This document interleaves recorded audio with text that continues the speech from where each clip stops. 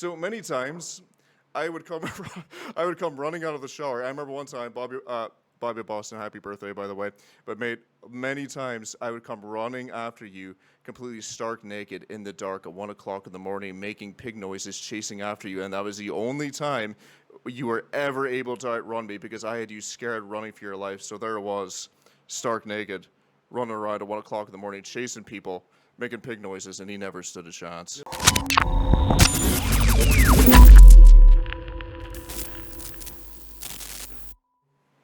Hi guys, welcome to the Church Split. My name is Will, and I do not have Brian with me today. I have instead my very good friend Andrew. Hey, the one. hello.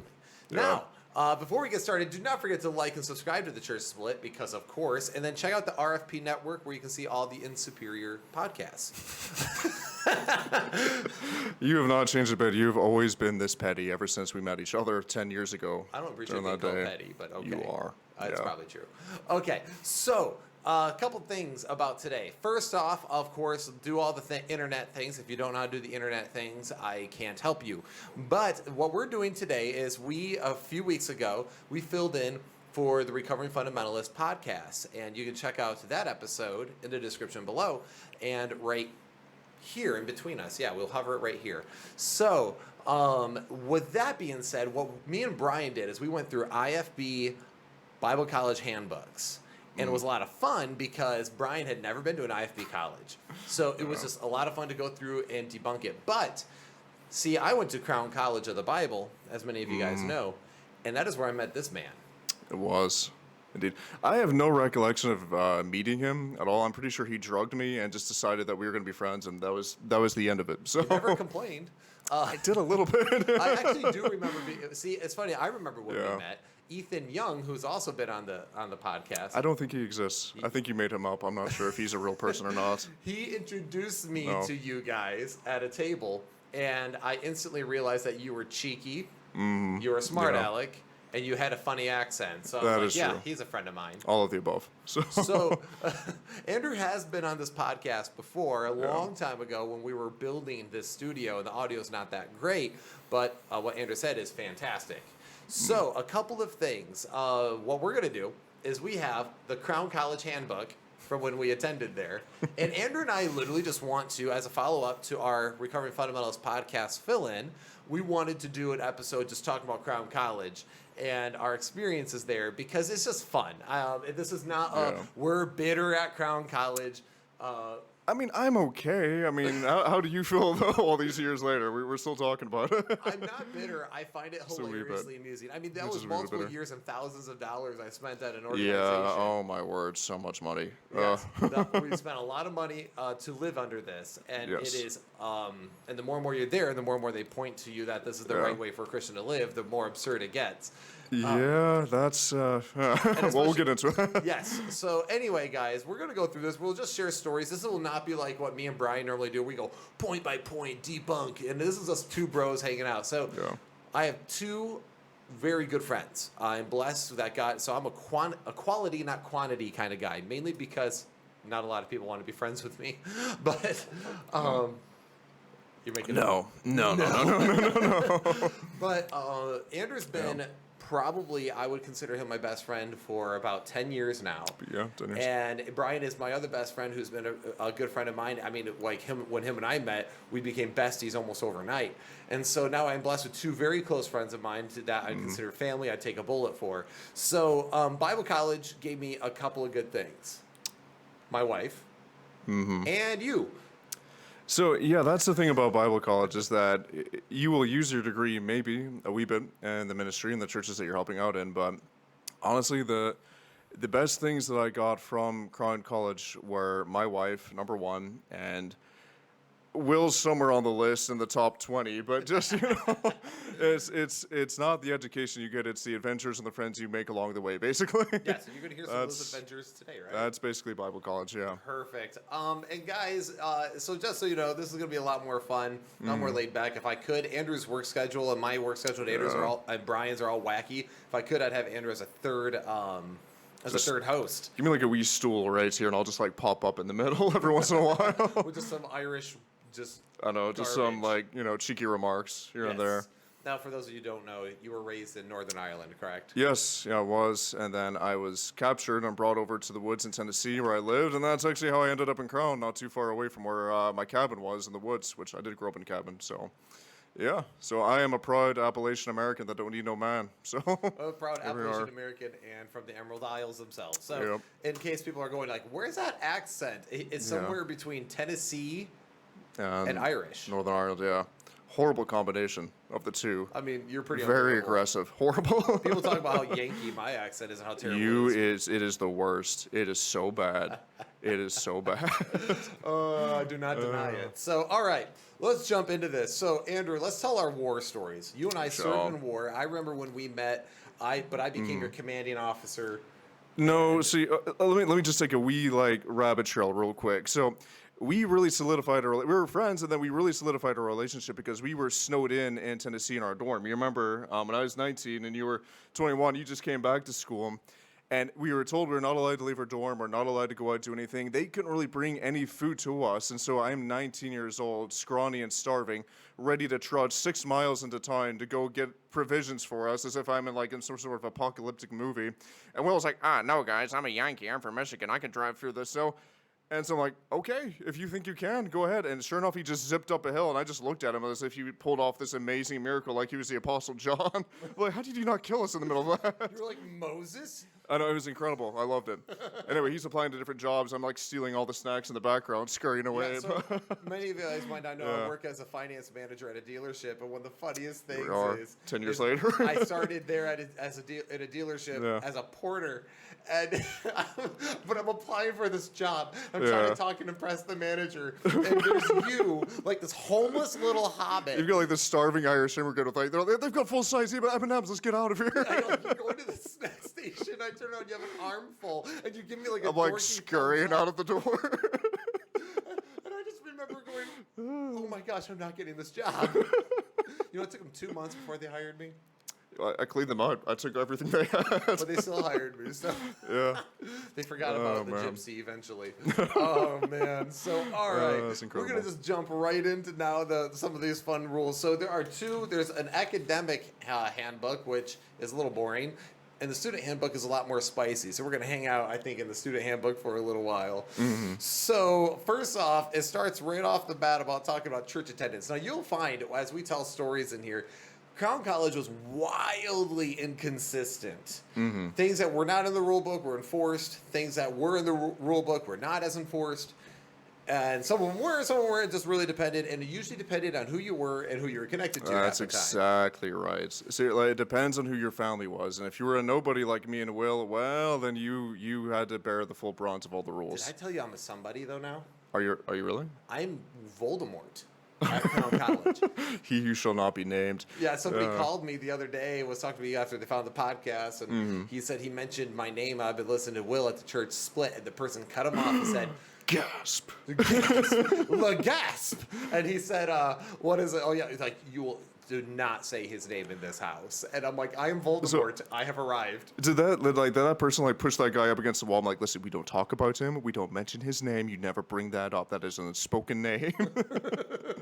Don't take Will's name in vain. But anyway, I have a reputation, and I must uphold it. All right, so guys, church attendance. I have the certain parts highlighted. I'm not going to read through the entire thing because honestly, put you to sleep. Do you mind if I read through the first rule? Just gonna kick us off thing, a little man. bit. So, general information 1.1 church attendance. So this is the very first rule in the student handbook. It states all Crown College students, both dormitory and commuter students, are required to attend the services of Temple Baptist Church. This includes the following: Sunday school, Sunday morning service, Sunday evening service, Wednesday evening service, special meetings, and organized soul winning. Okay, real quick off the bat, one thing I want to mention. What is the purpose of going to Bible college? What are we being trained to do? To serve in ministry and to teach and... Right, so to serve in ministry and to serve and to teach, there's somebody that I know at Crown College that literally got kicked out of Crown College because she was helping a smaller church in the Knoxville area as their church pianist because they didn't have one. And just because she wanted to help out a smaller church and use her training that she has been harnessing and been working on for all these years to help out a smaller church, she wanted to bless them and be a help to them to a church, a family of believers that didn't have as many people. And they kicked her out for it. And isn't it funny how and that was Yeah. exactly it. So they would rather harness their students for themselves, Yeah. instead of blessing. Because I mean, how cool is it if you have a college where you have a bunch of people on fire to serve? That's what I'm saying. It's like, man, Yeah. let's weaponize these students. We have a bunch of small churches in the area that are struggling. Let's Yeah. be a blessing to them. And so the students get experience, and then we're a blessing to our fellow sister churches. But I'm just kind of setting the tone here. They kicked that weak girl out just for being a pianist for a smaller church. That was their attitude towards that. Let's just set the tone there. That was what we were working with as 18, 19-year-old young men going into Yeah. Bible college. And That's what we were up super against. And we were also, I remember I went there because I was all sold out for Christ, right? Still am. Clarification. Wanted to make sure somebody doesn't edit that clip out of context and use it against me. But sold out. I was there. I was pumped. I was ready. I left Fairhaven because they're crazy, but Crown College is the real deal. And then I got there, and there was stuff like that right off the Yeah. bat. And I'm like, what? So Fairhaven was crazy, so you decided to go to Crown College instead. Apparently. Our decision making was not the best at this I time. did not have the discernment I am equipped with today. But I've been equipped with this discernment today Mm-hmm. because I went through the fire, so you don't have to. All right. So then it says every student is required to submit an activity report each Monday. So what's funny, so every Monday you'd have to fill out this activity report and submit it. Like, what did you do at your ministry? What did you attend? What did you learn? Do you remember doing those? I did. So they started them my freshman year, okay, and then you were there already, and so you did have to do that. You did have to submit an activity report, but I think after a while they kind of just let that slide. Yeah, Crown College is very worried about being very adamant about the rules and giving you demerits to the point where you could get expelled. But at some points, they just decided that they didn't want to do it anymore. So it was very wishy-washy, very back and forth. Yeah, it says the purpose of the activity report is to provide accountability for the student. On the activity report, students will indicate their church attendance and participation in a soul-winning ministry during the preceding week. So what this really came down to was just, and I remember every time I submitted this, it was such a bullcrap thing I'd submit because it just felt so mundane and redundant. Like, I did the things. I was there. You have it on record because we had to swipe our student card every time we went to a ministry or whatever. We had to swipe a handheld card thing to show our attendance. And this reinforced what Drew talked about it on one of our debut episodes, my brother-in-law. Yeah. About performance-based Christianity, and I felt like that's what the activity report was. Real quick, if there's any Bible college students listening to this, there is a trick to get out of this, all right? Let me just drop a little key for you here. If you don't sign in at the very beginning service, at the very beginning meeting, you will not be on the record, and that way they don't have any record of you ever being there at all, and that way you can come and go as you please. Just a little hint and Did you trick just let there. the secret out, though? We should have said that in a more subtle fashion. They'll be fine. What if They'll be Sexton right. listens to this? He doesn't listen to podcasts. He's not going to watch your podcast. Yeah, you're He's right. not that obsessed with you. You Aw. God hater. Don't flubbed up. You done flubbed up? Hey, okay. So then missing a church service or failing to go soul winning weekly will result in a minimum of 10 demerits per offense. So it's offensive, by the way. It's an offense. So if you don't go to church, you don't go soul winning, you don't go perform, you will be punished. When a student fails to submit an activity report on Monday, he will submit a late report by the end of the week. Demerits will be issued if there is no activity. So so we have attend everything, and then we have a report all of your comings and goings, which, by the way, their activity report you could totally lie on if you wanted to. You can just make crap up. Of course you can. I actually made up, I distinctly remember writing an entire story about a unicorn once and submitting it just to see if it's ever read. Did you really? Yes. Oh, my word. I don't remember what it was about. It was something about like General Green and a unicorn back in the Revolutionary War period, and I don't remember, but it was pretty great. Then employment. I got a Okay. story on this one. So, for employment, now keep in mind you have a bill that needs to be paid, right? Right, Andrew? Yeah, no, it's all on your shoulders. You get no grants or any scholarships at all. Nothing really of any. I got a little wee scholarship for being a pastor's son, but it really didn't amount It to was like much. a So $500 scholarship. yeah, that's about it. So I mean, when the whole school bill is on your shoulders, you're like, thank you, but that's not a whole lot, Right. So, right here, so the employment regulations are to help the student maintain a Christ-honoring testimony at the place of employment. So all these rules are to keep you a good employee. So, students may not accept a job which requires them to work on a Sunday. Any exceptions must be approved in advance by the administration. So you can't even work between services. Oh. As a student, your time's already limited, so it would actually be great to maximize that time. But also, it's funny, I have found this to be interesting that a lot of places will forbid such work on Sundays when really, you have places like hospitals and stuff that would need to function. So, Yeah. anyway. That's my line of work right there. So This is funny because you got a job at Ruby Tuesdays, so you should talk about that. Student may not accept a job where alcoholic beverages are sold by the student. and boy did I sell them, believe me. No, so they so I just actually got hired there, and they wanted me to quit as soon as I got hired. And I told Dr. Evans, this is my only job that I have. This is my only way to pay bills. And so I think he kind of relented, and then I think he just basically forgot about it because they've got so much going on. And then him and his wife showed up to eat with there one day, and I actually served them, and they looked surprised I was there. So it's kind of like that Spider-Man thing. You're both like pointing at each other, like, "What are you doing here?" What are you doing? What are you doing? Well, okay. Yeah, because the next rule literally says students may not work at a restaurant where alcoholic beverages are served, even. Mm-hmm. So there you are, and it's funny because, isn't that not wildly hypocritical that but faculty can go to those places, but a student cannot? Yeah. So they're all about one of the things Sexton says is everything rises and falls on leadership. Isn't that your testimony in leadership? But it's okay. So it's true for me, but not for thee. But okay, the thing is, almost every single restaurant besides fast food and Cracker Barrel sells alcohol. So how are you going to avoid that? And why do you even need to avoid it in the first place? It doesn't really make any sense. It's funny because I'll get into that here in a minute. Because you must get all your employment approved. Actually, I'll just talk about it now. So, so it says right here also, students who are working in sales may not solicit members of Temple Baptist Church. And all I'm thinking of is so much for being a good employee. Anyway, when I was there, you're supposed to get all of your employment approved. Yeah. And I got a job. You know this story all too well. Me and Scotty and a few others were out shopping, and we walked into Hollister. Yeah. And the manager was like, "You looking for a job?" I'm like, "Actually, I am, because I just got to Tennessee." And she's like, "Well, we're good for student hours, and there's a group interview tomorrow." And I was like, "During this time." So I showed up. I got the job on the spot.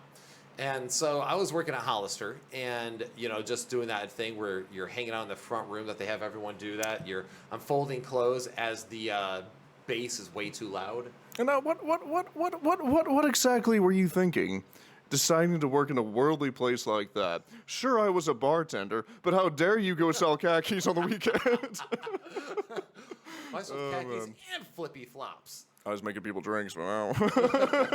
So I remember I was leaving the campus one day, and a guy who also got a job at Hollister at the same, I won't mention his name because he calls me, and he never calls me. He's a dorm mate of mine, but I was like, "Hey, what's up?" And he goes, "Hey, Dr. E wants us in his office right now." I was like, "Oh, are you serious? I just left." He's like, "Yeah, he wants to talk to us right now." I was like, "Okay." And as I was walking in, I turn around, I'm walking, I'm thinking I wonder if this has something to do with Hollister. I never turned in a work pass because I'm a grown man. And so you guys have to understand, up to this point, many of you guys know the abusive background I had. Then on top of that, I had a job at a trucking company where I interacted with truck drivers all day, power washing, and I worked in the shop. I was, I heard the nastiest things, and I worked that job all throughout high school. Then after high school, I got a job as a tree cutter, cutting down trees upside down, spiking into them with a chainsaw, working with ex-cons half the time. Your vocabulary slowly got more spicy as time went on. That's basically it. I learned about things I never even knew about. I was raised, and my dad raised me to be a man. Like, you're going to be a man, and you're going to work hard as a man. And so I never, when I heard of work passes, I was like, a work pass? I'm a man. I'm going to work. I don't need your permission to work. And so for me, I was sitting there thinking, Hollister job, man, I'm in an air-conditioned building. This is the best job I've probably ever had. And he calls me. I'm walking there. I'm like, I wonder. And I'm at the very end of the hallway, and I hear Dr. E screaming at this guy. Whoa, you mean to tell me that Dr. Evans wasn't in control of his emotions that day? Apparently not. When does that never happen? Oh, my God. And he's screaming, "Where's Mr. Hess? If you don't bring Mr. Hess here, if you call him right now and tell him he's not here in the next 2 minutes, he'll be 10 demerits for every minute he's late." And I'm at the end of the hallway, and you already know the screaming home I had with all the verbal abuse. And I just remember something inside me like snapped. I was like, oh, so it's going to be like that. Keep in mind, okay, this is a Christian college where they very much stress be professional, have a sense of decorum, and when you have your own dean of men literally screaming about something that's basically a non-issue, do you see where we're coming from here? Are we kind of setting a tone of what we had to go through, where there's just so much hypocrisy and arbitrary rules and everything else? So then I walked in and sat down, and he starts roasting us about where we work. And there's this one lady that's there who's the head of student employment. And I simply asked the question because he was like, it's not an appropriate place to work. They support LGBT. They are a liberal company. They sell immodest clothes. And I was like, okay, hold on. I was like, do we have students that work at Walmart? And he's like, well, yes, we do. I was like, and he's like, but? I was like, no, hold on. They too play worldly music. They sell worldly music. They also sell immodest clothes. And they also support LGBT. And on top of that, they sell cigarettes, they sell alcohol, they sell movies that this place wouldn't approve of, and they sell condoms to minors. It's an everything general store. I mean, how do you regulate that? Exactly. And he's like, well, we just and then when I said condoms to minors, by the way, her face was priceless. It was amazing because you don't say condoms on Crown College campus. And we were going back and forth. I mean, we were arguing, and then he told me to quit on the spot. And I was like, well, according to your handbook here that we're reading through, if I quit, that's like 50 demerits without a 2 weeks notice. And he's like, well, I was like, and that's to keep a good testimony. At least I need to put in my 2 weeks. And he's like, well, nope. It is by the administration that if it's not an approved workplace, that rule doesn't apply. I was like, so wait, we care. So I was like, that was there to care about our testimonies, right? It's like, yeah. I'm like, so you only care about your testimony in areas that you approve of? And not all areas. And then he's like, don't dude, say that, Mr. Hess. That's not what I'm like, that's exactly what you're saying. So then I told him I had an interview at Express, the clothing company, which is it's even worse. Metro store. It's even worse. Yes. No. And he was like, okay, that's approved. I'm like, what? So I got a job there in the next week. So that was that story. Isn't that absurd? Yeah, and you didn't you get hit on by every single gender at Express? Yeah, pretty much. Yeah. Old ladies, middle-aged ladies, to every single man on planet Earth. Yeah, that was an improvement. Here's the thing though about that, like, how does that bode well for you for your testimony if you just have to quit on the spot at Hollister? Your manager asks you why, and basically saying, well, my college thinks that you're a horrible place to work for. Actually, that's what I pretty much had to tell her. And she's like, I was raised Southern Baptist. I totally understand. I mean, well, I'm glad that she was understanding, but that's not a good testimony. That's not what we're supposed to be about as Christians. I mean, so, I don't know. It's absurd. So, and then it's like, no wonder why people defect, because you expect me to pay bills. You expect us to do these things, but then you would put every roadblock in our way. But then it was so contradictory because I'm like, I can work at Express, we can work at Banana Republic, but we can't work at Hollister. Anyway, I digress. But so then guidelines for dormitory students. Dormitory students who hold an off-campus job must have an approved work pass, as mentioned before. But notice the differences between men and women here. Men must have an approved work pass within 48 hours after they begin work. Ladies must obtain an approved work pass before beginning employment period. So men literally have a different timetable than women. Yeah. Isn't that not just the weirdest thing? Why? I think, in my own opinion, I think they're trying to very much encourage the ladies to work at the campus and not somewhere outside of campus, because they were trying to maybe have some control over the female population, in a sense, where they didn't want them out there working off campus, working in the world where something could happen. Well, they always made it out like women were going to get like sexually assaulted and raped if they went off campus. Yeah, they painted basically everything outside the bubble of Crown College as like this Mad Max post-apocalyptic world, basically. Mad Max. Yeah. Things are crazy out there. It's Knoxville, Tennessee. Then you wonder why the IFB controls so many people for so long. Mm-hmm. Yeah. Anyway, dormitory students may not work third shift. That is just, why do you get to dictate what shift I get to work? Even Fairhaven let me work third shift if necessary. Dormitory students may not be employed at a hotel or a motel because apparently they're afraid you're going to be hooking up with hookers. Ew, don't say that. What? You know that's why. Because they don't want you like hooking up at the hotel. Okay, here's the thing. In the IFB culture, there is an extreme amount of paranoia that if you have any temptation, no matter how out there or extreme it might be, you're gonna fall into temptation, and you're gonna be committing horrible sin if they even give you a slight chance of that happening. it's almost like they treat us a mix between dogs and children. Like, you're a dog, you're not going to be able to control your desires, and you're like a child, you're irresponsible, you're not going to be able to be mature enough to handle this position or anything else like that. That's basically what it felt like, in a sense. You were never, in a sense, like what we've said before, you were given all of the responsibilities as an adult. So there's so many different things that we had to do at that college, even like things that we were voluntold to go help out at. But at the same time, we were given none of the privileges of an adult either. We had nothing to work with at all. Yep. And so they treated us like children. So then they got mad when we acted like a bunch of children. That's when people would just snap. I have some stories, man. Anyway, maybe they'll come up as we go on. Also, remember, Christ shows no partiality, right? That's a big theme in the New Testament. God knows he shows no partiality. But notice the partiality between men and women in this part. Dormitory ladies may not work at a mall or a fast food restaurant.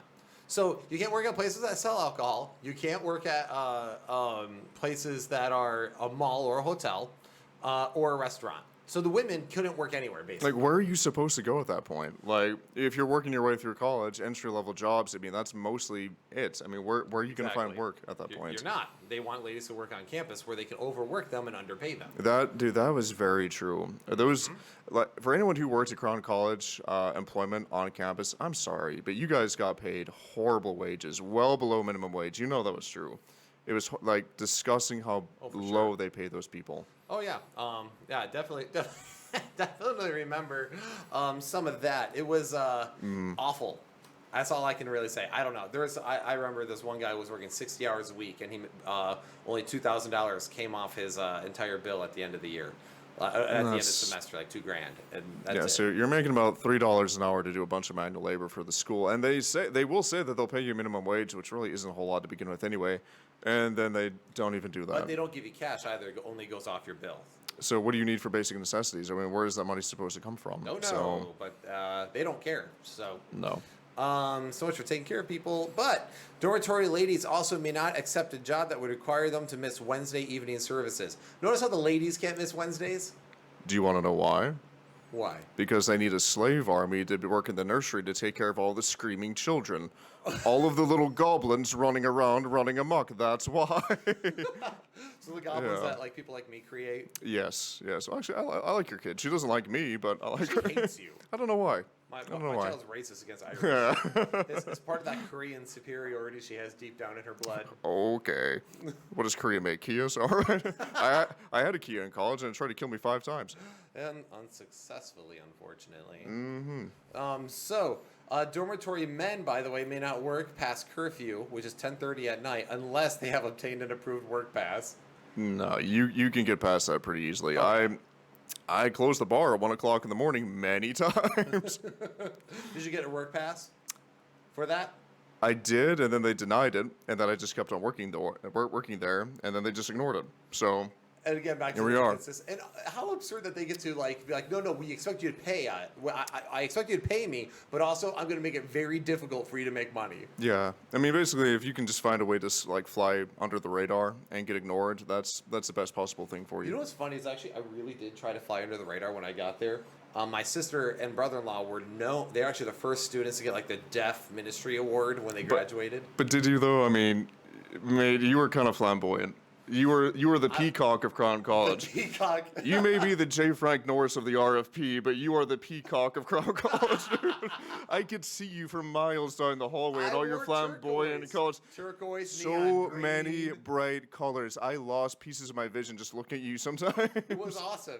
Oh my goodness. But what was funny, so, okay, all right. You look like a Miami drug lord half the time. I was. So I remember my first week there, my first 2 weeks. So Froyo's, a frozen yogurt place, was half off Wednesday night. So after Wednesday night service, me and my buddies went out there, and there were some girls that were at Crown students that were there. And I, coming from the background I came from, like public school and all that, I was like, hey, what's up? How are you doing? So-and-so, so-and-so. I sat down, we talked to him for like 5 minutes. And then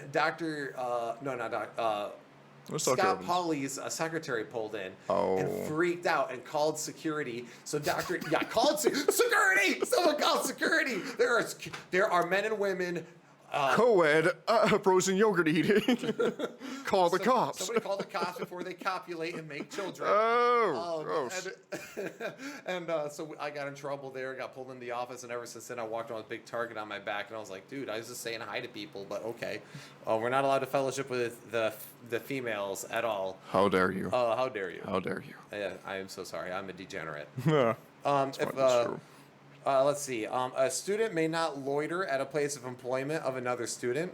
Define loitering. If they work at McDonald's, can I not eat at McDonald's? Yeah, I don't understand that because we went to Chick-fil-A all the time. Shout out to Robert Phelan. He kept us fed with a bunch of free coupons all of the time. He was amazing. I love that That's guy. true. If he's watching this, dude, we love you. And Scotty always hooked me up with great strawberry shakes. That's true. That's true. God bless Scott Mason. Oh, yes. So dating couples also who desire to work at the same location must receive permission from the administration.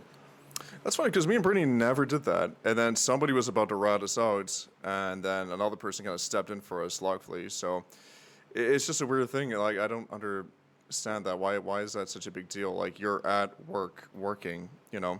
And that's another thing, too. Like, it's going to be a common theme that we're going to see throughout this whole handbook as well, is that if you find a girl or if you find a guy that you're interested in and that you're dating, they make it so difficult for you to actually date that person and get to know that person, Yeah, you know? You wonder why, like, pornography addictions, sexual morality, even like homosexual behavior and stuff like that is prominent in the IFB behind the curtain. It's because you guys have literally closed off the healthy sexual outlet you're supposed to have.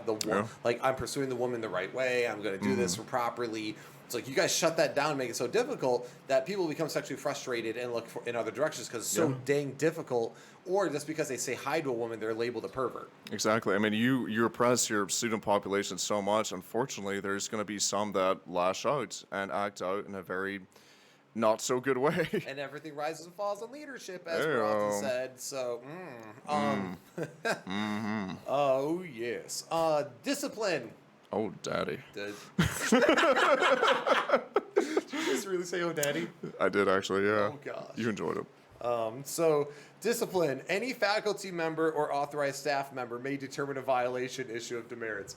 So, like, anyone can just issue out naughty points, which you've been a naughty one. See, that's what always killed me. All right, so I went off to Crown when I was 18, and at that point, you know, your parents tell you, at least mine did, that, you know, you're an adult now. You have to make your own decisions. You have to bear those consequences. And for something as stupid as you didn't make your bed exactly right, as if we're in the Navy, you didn't make your bed exactly right. That's 10 naughty points for you, young man. I'm like, I'm an adult. I've got a class to go to. I've got work to go out to after. What does this matter? I don't need to make my bed. Who It's my bed. cares? I parked a little bit too close to the church that I was attending. Oh, my word! Like, yeah, That's that. a whole thing. So at Crown, students are only allowed to park in two places, and they're the furthest places from the building. One was literally called the pit of Because despair.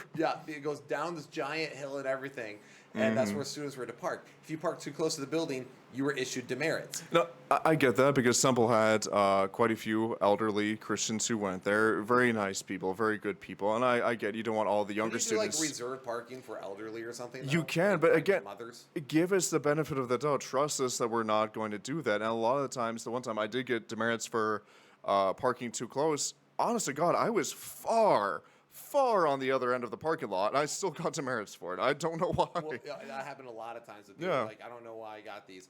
And that goes into the arbitrariness of the rules and, Yeah. how weird the lines were. So it's really hard to navigate. Yeah. And the other frustrating part about that, though, was constantly as a student, now remember, you pay them. Like, that church building would probably close if it was, or would not have nearly the budget it has if it wasn't That's for the very true. college. That's very true. And what they ended up doing was they treated their students like second-class citizens all the time. All the you time. parked further away. If there was a big conference, they would make one big area really nice. They put like nice tablecloths out, and then be like, students, you're over there in the deepest, darkest corner, the creepiest part of the building. Eat there, and they'd even tell you to be silent, be pretty quiet. And if you can't stay Yeah. long enough Yeah. to make them look good amongst the visitors, then you aren't welcome to show up for the lunch. Now, remember the rules. You are not allowed to sit in the first 3 pews of the auditorium. You're also not allowed to sit in the last 3 pews of the auditorium.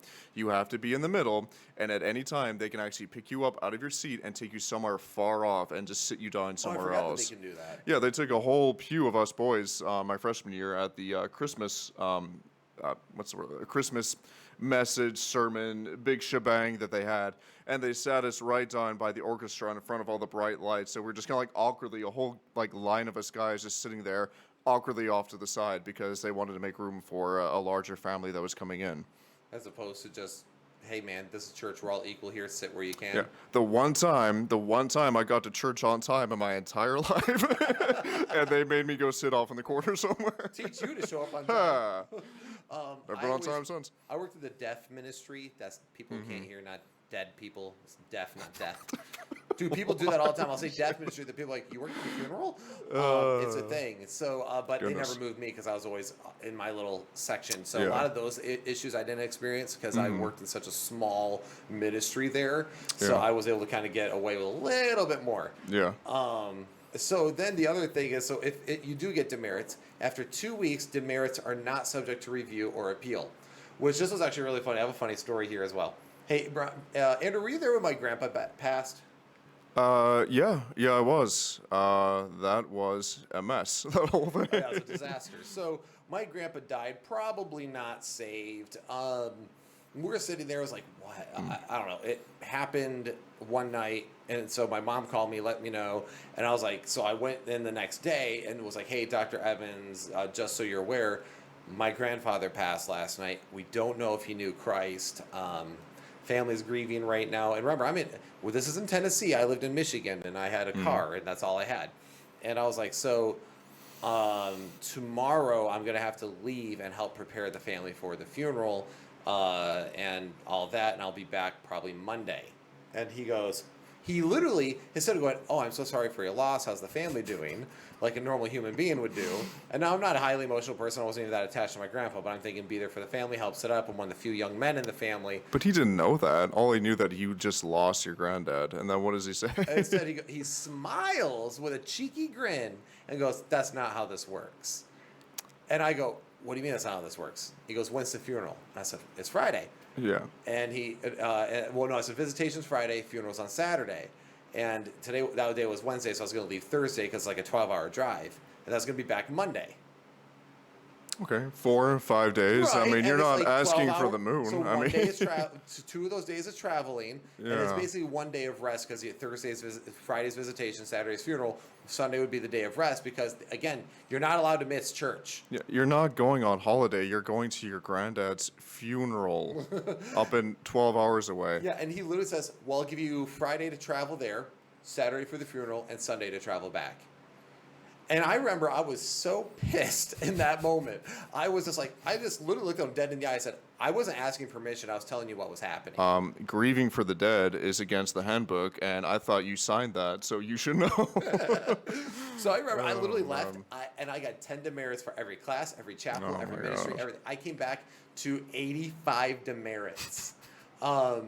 And I remember every day I'd open up my mailbox. They'd all pop out in paper. I would paper clip them, put a note, remove these from my record. Was at Grandpa's funeral, and I throw them under Dr. E's door. And this continued for about 2 weeks until they eventually stopped showing up in my mailbox. Yeah, that's the thing about Bible college. Their rules are they're honestly stupid, and they're very arbitrary.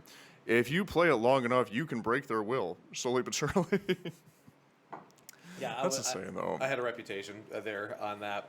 And what's funny is that it takes 125 demerits, and the student will be dismissed from the college.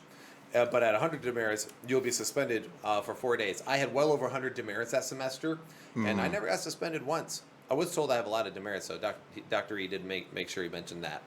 See, I got 75 demerits once, and I was suspended for 2 days. And my parents were never notified, but I took those 2 days to work more hours at work. So, hey, money. So it worked out well for me. And you didn't have to deal with all the snobs at school. So. No, I did not. Can you Worked out please well. address that, by the way? What about the character of half the kids at the school? That's what I wanted to get into with this little section right here. I know so many students that went to Crown whose dads were famous pastors in that area, and they got away with murder all the time. Not literal murder, but they might have been able to at one point. But it just kind of depended on who you were. If you were a nobody like you and me, then you, like I was saying, you bore the full brunt of all those demerits. If you were daddy's little boy from so-and-so pastor from so-and-so church, well, they might bend the rules for you a little bit. They might actually give you a bit of a pass here and there. So it depended on who you were and what the situation was. Well, my resident assistant, my RA, was Scott Pauley, like basically the vice president there, personal intern.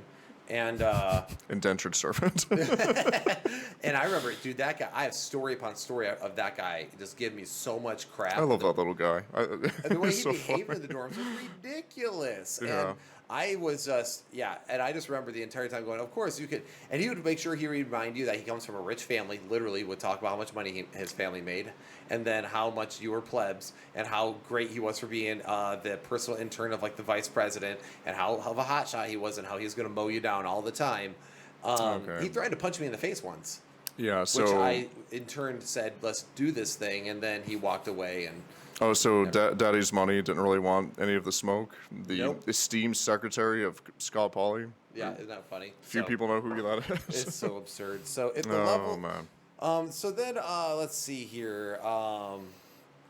If an off-campus student accumulates 50 demerits or a dormitory student accumulates 75 demerits, the following will apply: that the student will not be allowed to participate on the auditorium platform or chapel or church services. So you can't sing or do other things like, oh no. Then, if the level is reached because of a dating violation, the student may not communicate in any way with the other person involved. So they will literally excommunicado.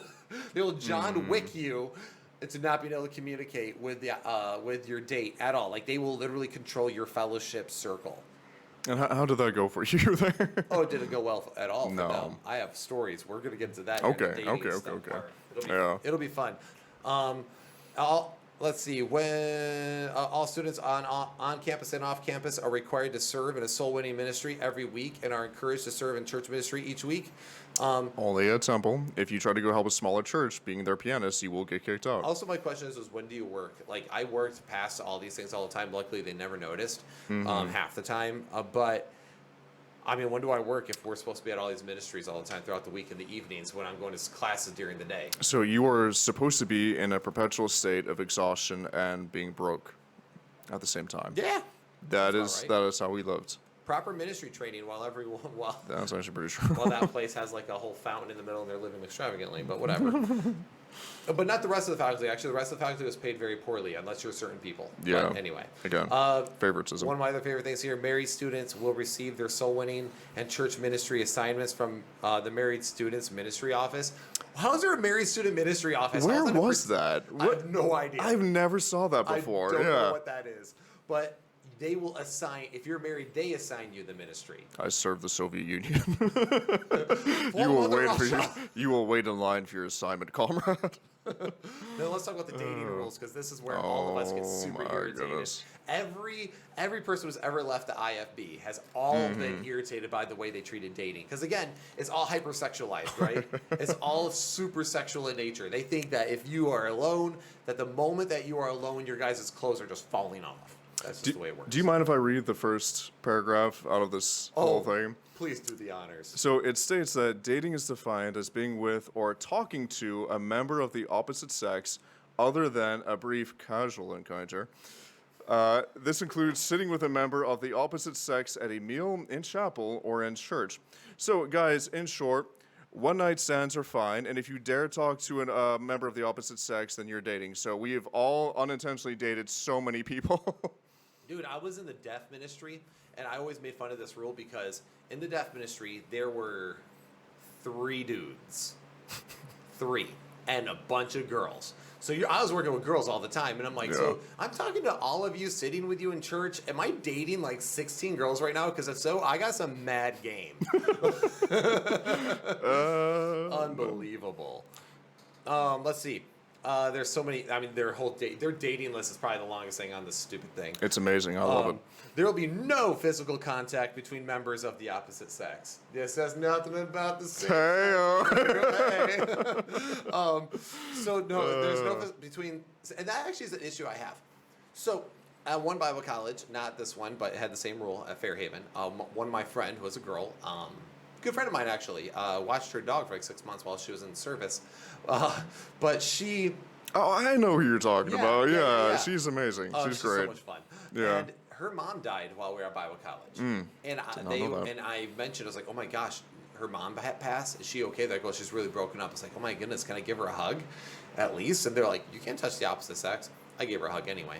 But it's just like, again, you're not allowed to, like, even in a moment where their mother passed, I'm not allowed to hug them in comfort and just say, hey, it's okay, we love you, we're here for you. But what wasn't that the reason why the Baptist side hug was invented? So it wasn't anything that could be misconstrued in any way. The Baptist side hug. I'm not touching anything but your shoulder. But the shoulder. Also, by the way, feel free to interject at any time any of your rules. I have my favorite ones highlighted. Right. Young men may call for this is such a funny way This to is word. 1950s language. Young men may call for their dates 30 minutes before church services begin. Date? No. I beckon you. I summon you. No, that's not true because we weren't allowed to ever go to their dorms. Yeah. Yeah, so back in the old country, when you back home in Ireland, when you said you're going to go call on your friends, that meant, because we all lived in row houses, that meant you were going to go run over to your friend's house, knock on the door, and see if they wanted to go out and play football or soccer or whatever you want to call it. We were never allowed to go anywhere near the girls' dorms. Basically, there was this thing called the third lamppost. If you dared even walk 1 foot past that third lamppost, a sniper was trained and ready with his sights on you to take you out at a moment's notice. Right between the eyes with a 50 caliber bullet. No mercy. So yeah, there's this big driveway that led down to the women's dorms, and there's light posts that went Right. in. The third one was the forbidden one. Should probably explain that. Yes. So that's what You that could not was. pass that third light post. We call it like the forbidden land, or You would get I shot called it on the Valley of sight. Hinnom a few times. Oof, it's a dangerous place. It's but- no man's land if you go past it. Also, there are no dating privileges for soul winning, bus visitation, or other church ministries. See, this is something I wanted to kind of hark on for a little bit there. Okay, so you are at Crown College. You're trying to find somebody of a like mind, of a like faith that you can pledge yourself to and live with for the rest of your life as a married couple. Is there no better way to actually learn how somebody is and how to interact with them and know their personality by serving the Lord together? What is so wrong about that? Why is that not allowed? Because isn't that really a beautiful thing that both you and your spouse were, before you were married, you're able to serve the Lord together and get to know each other's personalities. And whenever you actually see somebody working in ministry, that's a very good way to kind of indicate what that type of person was, what that type of person is. And if you can't do that, well, that's a very great handicap placed upon you, and I don't feel like that's really necessary. Well, that was kind of my beef in general, because they always required 3 people to be together. Like, if you were dating, a third person had to be able to be in sight and in hearing of your conversation. Yeah. And it prevented people from getting to know their spouses. I know so many people whose marriages completely failed after college because It's just awkward. You they can't don't always have know their somebody spouse there. when they marry them. They know their spouse in public places, and that's it. Yeah. Also, couples are not to be together without prior administrative approval on Saturdays before 1:30, and that's so weird. Like, why? That is fair. I do like to sleep in on the weekends if I can. Leave me alone, woman. Let the man sleep. Let me sleep, woman. And you already know which one I highlighted and underlined multiple times coming up. I'll let you take point on that. Interracial dating must be approved in writing and verbally by the parents of both students. And all I can say is screw you guys and your racist BS. I have no other words for it. It's kind of like they're like trying to get both parents like, are you sure? Are you sure? You sure you want your daughter to be dating that guy? Are you sure you want your son to be dating that girl? Like, are you sure you want that's what you want? Are you sure you want? And I remember, so when me and Callie were dating, because we got in trouble for dating because we started dating off campus and we stopped caring. We passed the point of caring. Yeah. And they even told us when we got in trouble, and many people have heard that story on the podcast and other podcasts, where they because we were dating off campus, they literally called her dad and told her dad that we can no longer guarantee your daughter's purity. She's dating the bad guy. That's so creepy. And it's so creepy. Like, when did you become the guardian of virginity? Oh my Just, word! ugh. That's Like, not yours to guarantee in the first place. so gross. And that's such a horrible thing to say, and that's a horrible assumption to make about you as well. Thank you, Andrew. Well, I mean, they were probably, justified, and Wow. All I'm right. joking. The true colors come out. I'm joking. Will's a nice guy. kind of. But anyway, but that's just another place to do that. But And what- this whole thing is just But it's so. a But, I mess. mean, the whole idea that you are actually catering to racism is Mm-hmm. disgusting. Now, here's one thing about this too. Eventually, somebody said, I think at some point, like one of the very last years that I was going there, I think at some point they actually may have removed this rule or altered it. And That's why I so, specifically asked that if somebody had a copy of this that they had yeah, for years. and so somebody was. I mean, I was talking about this rule with a friend of mine. He was asking, well, why are you bringing it up? And like, why would you bring up that rule? I mean, they since removed it like 5 minutes ago, and I'm like thinking, well, why was it ever there in the first place? Well, we're Christians, right? We're all made in the image of God. We all believe this. Why is this an issue at all? The Why whole is this a point factor? Is that the gospel transcends simple social constructs like race and cultures and things along that nature, preferences. And we have that answer, and we are created in the image of God, and yet you guys just go Yeah. right past it and create more of that dogma. And I was told that me and Callie, when we got in trouble, we're not even supposed to be together because they're referring to the race. So because my wife is Korean, obviously. My question is, if we're supposed to be Christians and in the world but separate from the world, then why are you being influenced by the culture, and not just like any culture, but Jim Crow laws culture? Why would you let yourself get to that? Great question. One that they will cease to never answer. Like, Nope. they will never answer. They'll cease to never. That was a double negative. I apologize. Yeah. Bad grammar's bad. So, dating couples may not stay in the same home overnight. This rule is in effect throughout the semester, including fall break and spring break. So, my question is so like actually this happened. Yeah. This did happen. People would travel to see the family of their I got engaged this way. I didn't even know this rule existed. like. Yeah. If the family's okay with it, I mean, do they really think that everyone's gonna just like cares? start getting frisky on the couch in the middle of your parents' living room? No, hoping the fact that they no. won't walk in at any time. Like what? Me and Brittany had a wonderful autumn, whatever you want to call it, fall break where we got engaged, and it was a wonderful time. And if we had followed this rule, then we wouldn't have been able to have that memory of us getting engaged this way, which I'm so glad I kind of forgot to read half the rule book. So, Dress code. Dress This code is is good. fun. So, students are to abide by dress code at all times while enrolled. Wearing inappropriate apparel is a demerit offense. So, remember, they consider this inappropriate, uncalled for, unconstitutional, heresy, paid for by blood. All right. take us through these, because I've got a point that I want to make at the end of this little page right here. So let's talk about.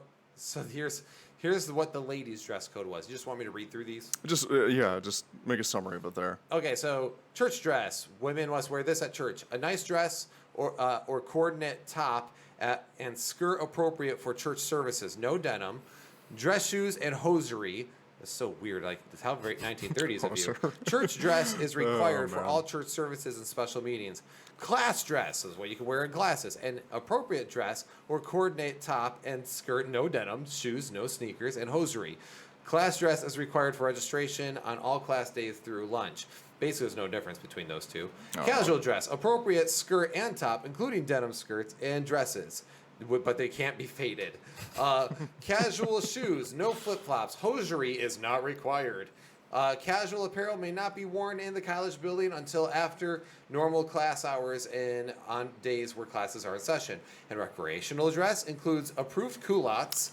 Quick question: do they still make culottes? And where would you even find them in the first I place? believe they actually culottes have become more in vogue, but Really? none of them would be considered appropriate because they show the kneecap, and you know. What? Yeah, if you see the kneecap, What? dude, it's game over. I can't control myself in front of Oh, my kneecaps. word. I Hide them kneecaps. woman shows her kneecaps, and I pounce. I was gonna say, well, usually that would affect me because back home in Northern Ireland, very few people have their kneecaps left. So seeing one for real, seeing a real one alive person, that's an amazing thing. So here's the point I wanted to make at the end of this. So, ladies, some of you who went to Bible college, you know all too well that some of your RAs were completely ruthless and the spiritual authority that they had over you. And really, a lot of that just kind of boiled down to jealousy. I heard so many different stories where a lot of different ladies would get dressed in the morning. And you know how ladies dress, all right?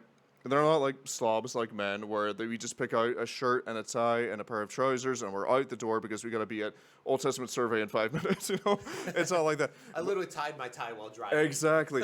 A lot of women will painstakingly try to decide between 3 or 4 different outfits. They actually find one that they want to wear, that they're actually like, that they want to wear that day, that they like, and then out of nowhere, arbitrarily, their RA may say, "No, that doesn't look appropriate to me.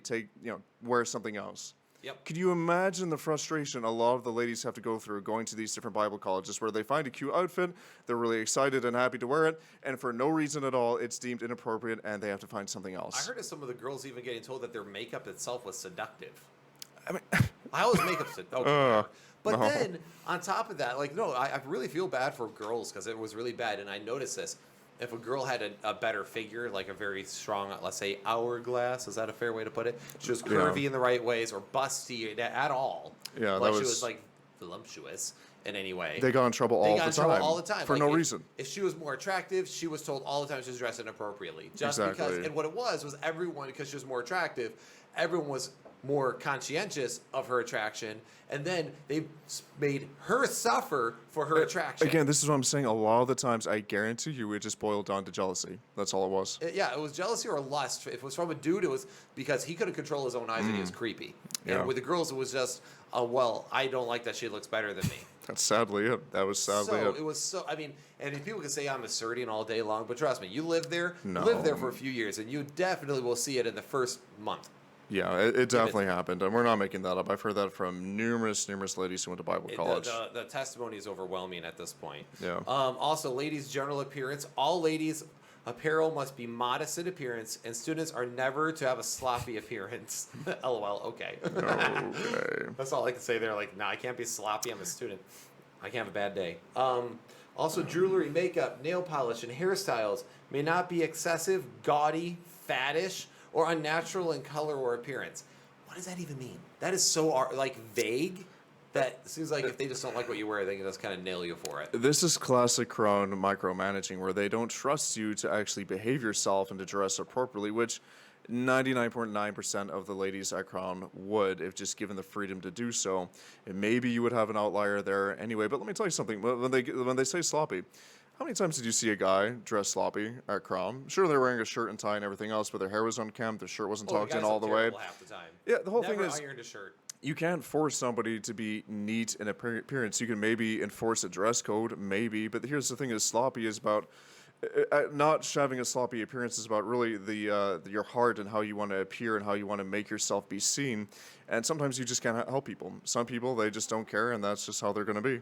Yep. And then also, students are not allowed to get tattoos. What? Ya boy. Yes, sinner. Actually, I went with a student to get their tattoos. Oh, did you really? It's like my second year, yeah. I did not My know second that. year, I was so it was funny. After my first year, I was like, I'm doing this thing. I think these rules are dumb, but I'm gonna do it. And no matter what I did, I sneezed wrong, I was in trouble. I walked the wrong way, got in trouble. I mean, I was always in trouble. So I finally got to the point where I was like, screw it. I'm in trouble no matter what I do. I may as well have fun. So probably maybe not the most mature attitude to have, but I mean, you do break people. Well, that's kind of the idea that they bring you to. Like, a lot of people have this idea of me that I had this like reputation around college for, essentially being a bad egg, and I really don't know what I did wrong, honestly. Okay, I did a few things. We'll get to that a little later on, but the punishment didn't really meet the crime. Exactly. Also, this is the part of the handbook that I like to call how can I say I'm a pervert without saying I'm a pervert? So ladies dress skirts and culottes. Hemlines and slits or other openings may not come higher than the bottom of the knee. Altered slits must be sewn, not pinned. Skirts and dresses must have a hem, no frayed hemlines. Denim skirts may be worn when casual dress is permitted. Faded denim is not allowed. Formal dresses must be individually approved by the administration. Spaghetti strap dresses may not be worn. Dress clothing is to be worn for all church services and special meetings. The skirt or dress having a zipper in the front is considered too casual. You guys get the idea. It's a lot. It's a lot. There's a lot in here. But it's just basically, the necklines should be no lower than 3 fingers width below which way? hollow of the neck. Am I doing it right? Hang on. I don't know. This way? Down the ways or up the ways? I haven't inspected my cleavage in a while. Tops must be long enough for that and that the midriff is never exposed. So if they ever have to reach up, if they have to reach above their heads, I guess if they're midriff exposed, they're a bunch of, how do you say it back home? Immodest slags. Slag. You're a slag, so you are. I didn't actually know what a midriff was until you explained that. So that means your stomach? Yep. Oh, okay. What's one? Well, it's just That's why I your said stomach. that entire section is how can I say I'm a pervert without saying I'm a pervert? I would have never thought about 99% of the things they had on there. Like, I understand dressing modestly and all that, but for dear's sake, like, calm down. Like, I'm not staring down every person's shirt that bends down. Calm Goodness down. sake, people. Also, all dresses, skirts, culottes, and tops must be loose-fitting, having a minimum of 3 inches of ease at the bust and hips. Who measures 3 inches? Like, how do Where are you shopping that you're going to find these magical measurements? I see. If I am so frustrated reading this, I'm not even a woman. If I was a woman, I would just like wrap myself in a potato sack and just go to class. Now, unfortunately, I mean, I feel like I'd be attracted to that. Being Irish and we all ran out of potatoes, I've been trying to find some since then. It's a joke, but anyway. I feel so bad for the women for the amount of scrutiny and the amount of insane rules that they had to go through just for an outfit, just for their clothes. I mean, good that's grief. absolutely insane. They have a miscellaneous section, things like Oh, backless jeez, shoes. it continues. I forgot about Yeah, this. backless shoes may not. I mean, there's like 3 pages of those. Backless shoes may not be worn during church services. Ladies are not permitted to have jeans, slacks, gauchos, sweatpants, spandex, or shorts. Students are not to have these items of clothing with them while at Crown College, nor wear them while traveling to and from the college. In the dormitories, ladies must be fully dressed or wearing a robe when outside their rooms. Garments having the appearance of lingerie may not be worn as outerwear. Like, LOL, what? Who does that? We're all broke in college. Who can afford that? Who's gonna wear Also, that? like, what do you mean by looks like lingerie? Does it mean that it has some frill to it? Like a little bit of a silky look? I don't even understand what this stuff is. I don't understand it. Men's dress code. This was what you and I lived under. There we go. Alrighty. Ladies, enough about you. It's about us. Men's dress code. You want to take us? Go ahead. Absolutely. So it's going to be a lot of the same thing over, but for church dress, it's a shirt and tie with a suit coat or a sport coat, dress slacks, dress socks, and dress shoes. Church dress is required for all church services and special meetings. Now, it's kind of the same thing for class dress, except you don't have to wear a jacket. Yep. You can have maybe a different... Well, no, you're not even allowed to have casual shoes. My bad. Nope. It's literally the only difference between class dress and church dress is you don't have to wear a jacket. Casual slacks, okay, no jeans or cargo pants. I kind of want to hark on this a little bit later. It was so ironic that we went to college in an old abandoned Levi's factory and we were no longer allowed to wear Levi's, man. It's so insane. And, you know, I asked my parents about this because my mom and dad went to Tennessee Temple, which is basically what Crown College is modeled after, you know, from Clarence Sexton, learning from Dr. Lee Robertson. I asked them about all these rules, and my parents just kind of gave me this a funny look, like, "Oh, that's weird. We were allowed to wear jeans after class because a lot of us had to go to work, or we just wanted to be comfortable." What is so wrong about jeans? I have an idea of what this could lead to, but there's just so many different weird rules that didn't really make sense. There were some forbidden fabrics, like you weren't allowed to wear jeans, you weren't allowed to wear anything that was cargo. I was told one of my jeans had too much fade on them. And I was like, yeah, that's going to be the next one. Are you going to buy me new jeans? And they're like, well, no, you just got to do. I'm like, well, if you're not going to buy me new jeans, and these are the jeans I possessed before I came here, I'm going to wear the jeans I bought. Here's what I want. If I am not allowed to wear the jeans that I already have, please buy me those classic dad Walmart jeans with the New Balance white trainers with the white shoes. Yes, and they give have us like that little uniform. loop on the side of the jean where you hold. If that's what you want, then please supply me with the uniform that I have to wear. Provide me with the dad uniform. Give me that dad uniform. I will wear it. So I'm gonna skip ahead. There's like recreational dress, and it's all similar Same stuff. thing. Like you have to. There is very nitpicky.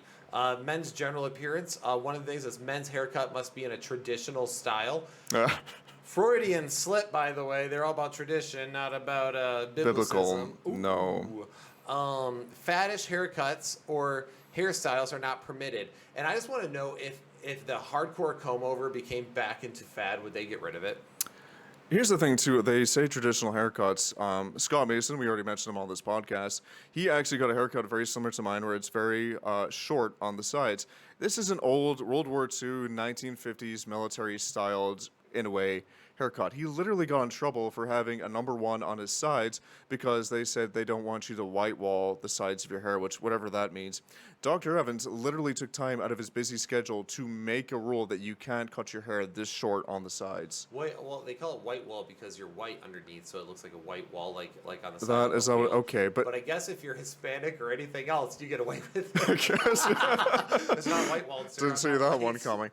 But there's nothing wrong about that. And in fact, it is a traditional haircut. It's just not a traditional haircut that they like. It's basically, it's not about tradition or biblicism. It's about what they like and what they don't like. Also, if you don't get your hair, if your haircut, like actually mine would be out of it right now because it's too long on top, and I'm getting close to touching it here. I would give you demerits. I would give you demerits. And if you get in trouble for it, you have to get approved through the dean of men before you can attend class the next day. Yeah. Also, all male students are required. This killed me. This was literally the hardest, I think, rule for me. All male students are required to shave every morning. Facial hair is not allowed unless it has been worn for the previous 5 years. Why 5 years? That's so weird. But we had to shave every day, like literally every day. If I did not shave and I had a 5 o'clock shadow, I'd get in trouble, which I did multiple times. Yeah, it happens to me all the time. This is why I work so much. I never wanted to be on campus around dinner time because I literally shaved last night, and you can see how it's already come back in. It grows back in 20 minutes. Because we're men. So I have a couple issues with this whole thing. Like, the IFB is obsessed with clean shavenness. First off, it drove me nuts because my skin is very sensitive with razors. And I have a whole story where this comes from, but go right ahead. Oh, okay. Well, I want to hear your story here in a minute. But I mean, my under neck was always filled with like red, angry, ticked off. My neck would hurt from that. So it would, like, this part of my chin. I have since always had a beard because of that. I've used every single lotion. I've used the fanciest of razors, and none of it has worked. So they would require us. And remember, he would keep like a cheap 2-blade in his drawer. And if you got caught that way, he would be like, "Go in the bathroom, shave right now." So you would have to like torture your face. Yeah. And also, does this not fly in the face? And I literally do feel this way about this. I think this flies right in the face of God's design for men. Exactly. Yeah. We are designed to have beards and facial hair. We absolutely are. Jesus had a beard. Moses had a beard. Deal with it. So you should be in. And what's funny is that these places oftentimes hate like what they call effeminate men. They always beat down effeminate men. Yeah. Meanwhile, facial hair is sign of masculinity and testosterone. So that should be encouraged, if nothing else. So when I looked into the history of this, why this happened, when you think about the older preachers of way back in the 1800s, in the 19th century, Charles Spurgeon comes to mind. I mean, that man lived life. He had a glorious beard. He smoked cigars. He drank whiskey. He had great coffee. Bless God. Spoke, preached amazing sermons. When did beards basically come out of style? Do you know when that was? I think after the war. Right. In World War I, we got a lot more devious on how we killed each other. We invented tanks, aeroplanes, barbed wire, machine guns, and gas. Gas killed a lot of guys. It's actually what maimed Adolf Hitler, and that's why he actually had that little mustache right there, because that's all you could fit in your mask. I work as a part-time firefighter. I had to shave my beard because in order to get your gas mask on and to seal that fit over there, you can't have any facial hair around there. It doesn't come from a biblical perspective. It comes from a cultural one where after the war, there is this military style of dress and grooming, and so a lot of guys lost their beards because they wanted to signify that they were in the war, that they were in the military, and that they were not somebody who ran away from it. It was kind of like a sign of respect that you shaved off any facial hair you had because you were ready to don your gas mask if need be. That's all that comes from. It doesn't come from the Bible. It doesn't come from anything morally superior. It's because you didn't want to get gassed. That's all that was. Torah, it told you not to shave the edges of your beard because it was a sign of masculinity. So it comes from a horrible reason. It comes from we were horrible to each other in the beginning of the 20th century, and we are inventing new ways to kill each other. Yep. That's all that comes from. And I think it goes into the IFB's idea of that. It's like, if you notice, it's very militaristic. It is, way they have absolutely. And it just goes, it's reminiscent of that time period. All the IFB is, and a lot of these places are reminiscent of said time periods. Also, although will say this, there wasn't like 4 pages of men's dress codes like women's. We got a lot less. Another one, when attending ball games as spectators, men must wear casual, not recreational dress. Like, I get to go to a ball game casually dressed. What the crap? Men must wear belts. That's fair. That's fair. No, that arbitrary standard is fair.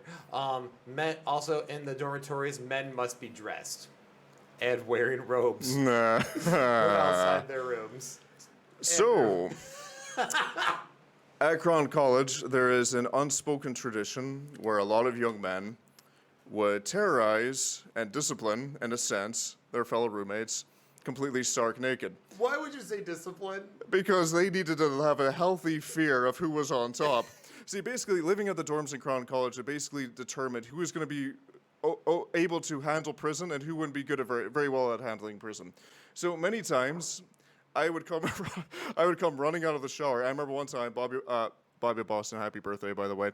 But mate, many times I would come running after you, completely stark naked in the dark at 1 o'clock in the morning, making pig noises, chasing after you. And that was the only time you were ever able to outrun me because I had you scared running for your life. So there it was, stark naked, running around at 1 o'clock in the morning, chasing people, making pig noises, and he never stood a chance. There was one time. That was horrifying, by the way. You loved it. But anyway. There was one time. My RA was really, I already mentioned the fact that he was a real jerk. And one guy, he could play guitar in my dorm, and he pulls out his guitar, he's like, diddly, diddly, diddly, diddly, just playing it. And he literally has a wig on and aviators and a top hat looking like Slash. And he's like on his knees, like shredding his acoustic guitar. And my RA comes in and he like smacks the hat off and he starts yelling at him while he's wearing playing worldly music and all this. Yeah. And he's just like staring at my RA dead in the eye. And then he takes off. He just drops his drawers completely naked, rips off his shirt, standing butt naked in the middle of the living room. And then he swings open the sliding room door, runs and jumps into the pool that was attached to the dorm that we weren't allowed to swim in. But there was a pool there that they treated. But he jumps in there, and I just remember the horrified look on the crazy guy's face. And I was doing my studies, and I'm just sitting there minding my own business on the couch, like, what just happened? But the RA was so mad because he couldn't control him. Because what are you going to do? Grab the naked man? No, you're not. It was just the funniest power move I've ever seen in my life. Like, he's using his RA power to overcome him, and he's like, yeah, but what are you going to do to me if I'm naked? It's hard to find a naked man, and I learned that skill very early on. Absolutely. And so whatever assaults you, just drop the drawers. Goodness, that's terrible. That's funny, though. All students must carefully follow the parking regulations designated by the administration. We already covered that. All right, so there's Crown Security. They had little security police cars. They did boo all around the campus, and most of them were entirely and completely jerks. But Well, here's the thing. Okay, so when I went a little bit later on after you, we actually hired some great guys that I even went to class with, and I actually kind of made friends with a lot of them there. A lot of the guys who I went to school with there who were working security were in the military, and they are very familiar with stupid rules. So if you are going to a Christian college, just make friends with security. They will give you a free pass anytime that you need one. Just make friends with security, and hopefully they'll just help you bypass a lot of those rules there. I got harassed by security there too, but that was with a different guy. It sounded like things got better for you as it went on. But I have a bunch of miscellaneous rules that I think are ridiculous. Oh, yeah. All students have the responsibility to encourage others to respect and obey the rules. Students who encourage others to criticism or improper conduct will be subject to discipline. So if you debate said rules or you have issue with some of the rules, that was an issue. Also, one of the other things that they did is that they would encourage students to turn each other in. Excuse me. So what does that remind you of? What country or political party does that remind you of? Nazis! Well, Nazis, but that's also very, very common in North Korea, where they're required to rat each other out, even in different communist parties around the world, where basically you are not allowed to criticize the party. Same thing with Crown. You are not allowed to criticize the college in any way. And here's the thing, a lot of us did, because there's so many different stupid things that it's completely impossible to regulate people's attitudes towards you whenever you put them under so many different harsh rules and regulations. And that's the thing. Whenever you decide that they can't criticize you or that you can't have anything negative to say, then that kind of just shuts down any free discussion, and it kind of just forces a whole group of students just to kind of toe the line in a sense. Yep. And then also, I mean, it literally was that. It was that whole, but there's classism, right? So, and the more you ratted people out, the more you stuck to the rules and you ratted others out, the higher you would move up that social ladder fast. So basically, if you ratted other students out and you kind of pointed out some of the things that they did wrong or what was considered wrong under Crown College's eyes, that kind of showed that you were more spiritual. That kind of showed that you were more of that type of stuff that they wanted, you know. I remember I reported one student one time for something that was actually questionable. I did too, and I didn't want to, but it involved a very grievous sin, and I'm not going to get into it. But it was something that was necessary. It wasn't about Crown at all. It wasn't about the rules, but it was something related to somebody there. You know. Correct. And yeah, same here. And I remember, I felt bad about it at the time even. Also, the music department must approve all music groups and music played in and outside of church, which is just weird. Like, why are you guys so obsessed with music? I already did a music episode on that. Check it out. It was very thorough. I've got a lot of positive feedback. I appreciate that. Students may not attend any concert, play, or other form of entertainment without prior approval from the deans. You're not getting permission for any of that. You're not getting permission I for any of guarantee you, you're not. But There's meanwhile, no way. they can go do it. Oh yeah, Yes, absolutely. of course. Students may not go tanning, Gross. co-ed health clubs, or similar establishments. What? What is a similar establishment? I don't know. Like a bathhouse? I have no idea. Move the sauna together. Gross. Oh, it's so nasty. And students may not go to a movie theater. We did that. We We did that a lot. We did that a lot. I actually. All right. Any student at a Christian college that says, "Oh no, I've never been to a movie theater," you are lying through your teeth. Yes, you have. Yeah, Plenty and of if them you gone. haven't, you didn't do Bible college right. No. Makes the movies so much. If the movie's garbage, you're so happy you're there still because you got away with it. Yeah, you get 2 hours of just a wee bit of freedom, just a wee bit of fresh air. Remember that? Okay, wasn't that weird? The Yeah. moment you did something like that, I was like, oh, I can breathe again. Like you could be you because the entire time you put on a farce. It's like we were really stupid prisoners and we'd break out for a little bit, go into the real world, have a fun time, and we're like, oh, this is so nice, but we got to go back. So Gotta go back to prison. yeah, So ridiculous. Crown wasn't prison, but sometimes they acted like a prison. Yes. Students also may not go shopping on Sunday Why? because you're supporting people working on Sundays, bro. They all should be in church. I work on Sundays, and it's necessary that I do sometimes. You What's work in wrong an with that? ambulance. Somebody has to do Yeah, it. somebody's got to pick up me, Ma. Come on. Well, I mean, doesn't that kind of make them like the Pharisees in that sense? In a too, by the sense, way? yeah. Where it's like, you cannot heal on the Sabbath. Like, it's kind of that same That's idea. basically it. Like, you got to have those jobs. Otherwise, a lot of people are going to get hurt or injured or dead. So, Yep. have to do it. Then let's see. Mobile phones and pagers must Pager. must remain off at all times in the college buildings and the auditorium. Hey, Will, you're old. What's a pager? I believe it's something that holds down your pages in your book. Oh, okay. That's odd. Anyway. You turn that off. Then this is the part where I want to talk about childlike treatment of their students. Now, keep in mind, these are adults. These are adults that are supposed to be armed, equipped, theologically, apologetically, forcefully for the cause of Christ so that the gates of hell may not prevail against it. And these are the rules you put on them because you don't want to endanger them or hurt them. Visitors are not permitted in dormitories unless approved in advance by the administration. So you can't have friends over.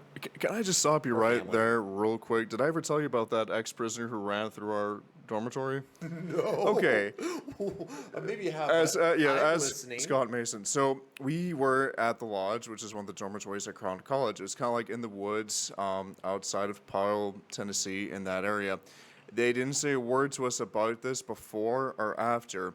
They never put locks in our dorms. We were never, and this is one of the rules, we were never allowed to have any weapons to defend ourselves, but we definitely had some around this time just in case we needed I had to. a trunk full. Do you remember that? Yeah, I do actually, but yeah, and I actually had a buddy of mine who actually had a gun on campus. I'm actually glad he did because not campus, but in his truck in his dorm, and I'm glad he did.